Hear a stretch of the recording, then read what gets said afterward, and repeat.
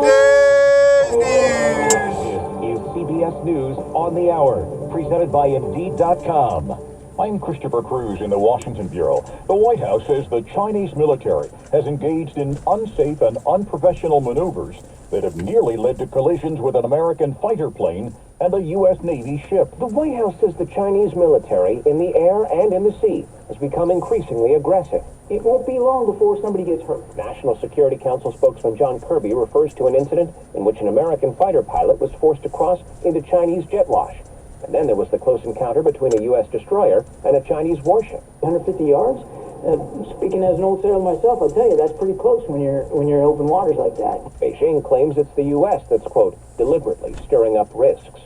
Stephen Portnoy, CBS News, the White House. It's quite the mystery. Why did a business jet enter restricted airspace near the nation's capital yesterday before crashing in Virginia? The NTSB's Adam Gerhardt. The airplane at some point became unresponsive during the en route portion of the flight to the New York City area. The airplane was subsequently intercepted by fighter jets. The pilot and the 3 passengers died in the crash. The recovery effort at the site of a partially collapsed building in Davenport, Iowa, has mostly come to an end. Mayor Mike Mattson. Our focus is still on recovery. There's a potential for transition. Workers, and I can't thank them enough again, going meticulously through all the material. Once that is completed, we'll work with our contractor and plan for the safe dismantle. Attorneys for former President Trump brought their concerns about a potential case against their client to federal prosecutors today, says CBS's Robert Costa. His lawyers met with Justice Department officials, though not with Attorney General Merrick Garland, to discuss the state of the case ahead of a possible charging decision. The grand jury has been quiet for weeks, and what we're hearing is that Trump's lawyers went in there today and said to DOJ officials, we have some concerns about how you've handled this case. The American spy Robert Hansen has died. The 79-year-old former FBI agent was found in his cell in the federal prison in Florence, Colorado this morning, serving a life sentence there. CBS's Arden Farhi. Over the course of his decades-long espionage career, Hansen disclosed more than 6,000 pages of highly classified national security information to the KGB and its successor agency, the SVR. In return, he received around $600,000 in cash, diamonds, and deposits in Russian bank accounts. Hansen was arrested in 2001.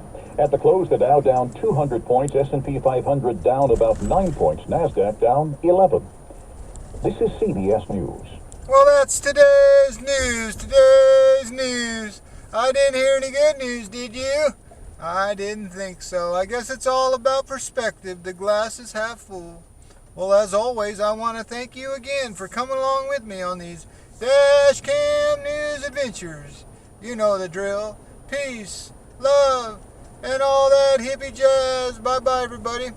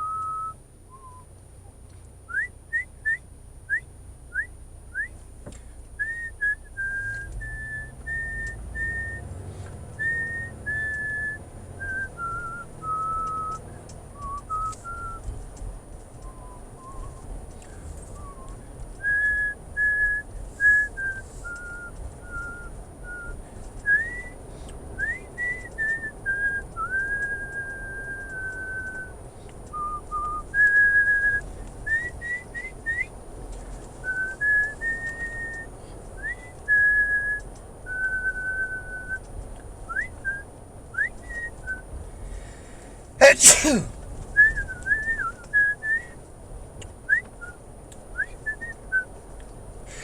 Achoo!